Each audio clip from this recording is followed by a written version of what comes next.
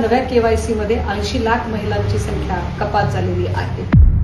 288 कोटी रुपये जेव्हा तुम्ही अक्षरशः गुलाल बुक्क्यासारखे उधळले, 288 कोटी रुपये हे महाराष्ट्राच्या खिशातले पैसे गेलेले आहेत. लाडकी बहीण योजनेच्या केवायसी मध्ये आता नव्याने 80 लाख महिला अपात्र ठरवलेल्या आहेत.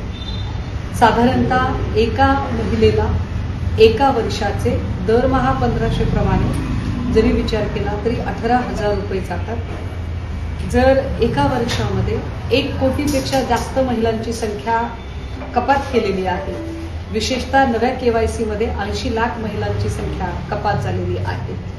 या 80 लाख गुणिले 18,000 जर केलं तर जवळपास 144 कोटी रुपये इतकी रक्कम होते. आता यावर जर योजना अपडेट मंत्री आदिती तटकरे यांचं म्हणणं असेल, होय मी अतिशय विचार करून त्यांचा उल्लेख योजना अपडेट मंत्री असा करते कारण महिला बालकल्याण मंत्री म्हणून काही कामं करावी असं कुठलंही भरीव काम तटकरे यांच्याकडून अजिबात झालेलं नाही. फक्त आणि फक्त योजनेचं अपडेट देण्यापुरत्या त्या स्क्रीनवर दिसतात.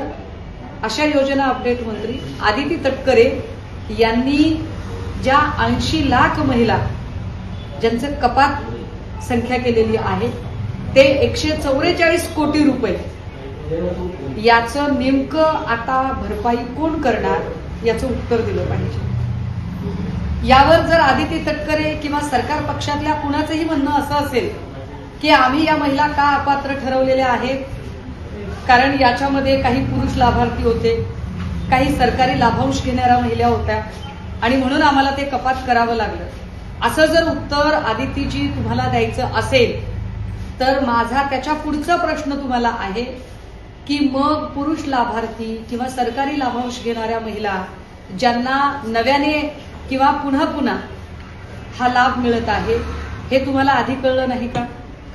2-2.5 वर्ष म्हणजे वार्षिक 144 कोटी रुपये जर तुम्ही देताय तर याचा अर्थ साधारणतः 288 कोटी रुपये जेव्हा तुम्ही अक्षरशः गुलाल बुक्क्यासारखे उधळले तेव्हा तुमचं हे सगळं गणित कुठे गेलं होतं?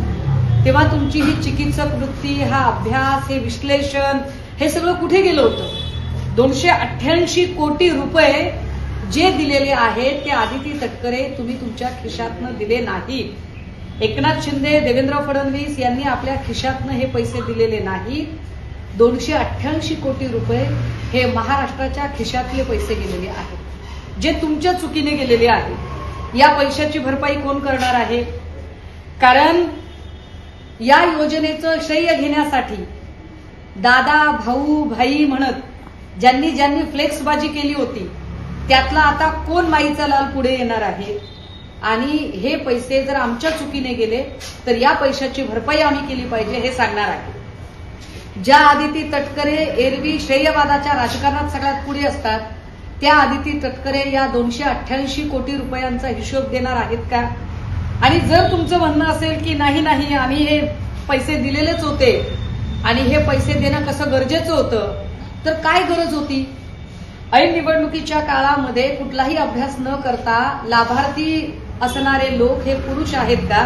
सरकारी लाभांश घेणारे आहेत का? सरकारी पगार उचलणारे आहेत का?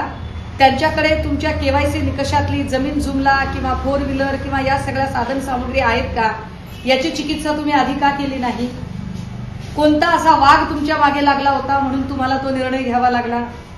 कदाचित तो वाघ निवडणूक नावाचा वाघ होता का?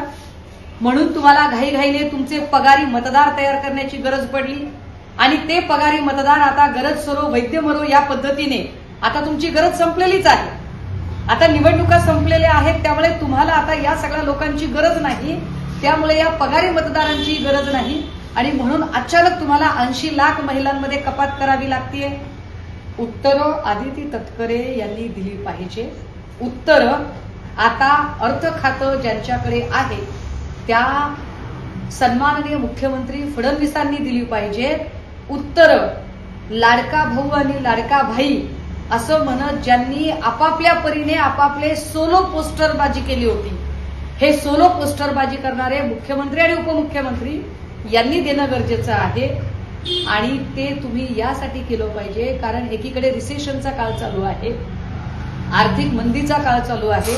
अशा काळात जर 288 कोटी रुपये तुम्ही गुलाल बुक्क्यासारखे उधळाल तर तुम्हाला प्रश्न विचारले जातील आणि त्याची उत्तरं तुम्हाला द्यावीच लागतील.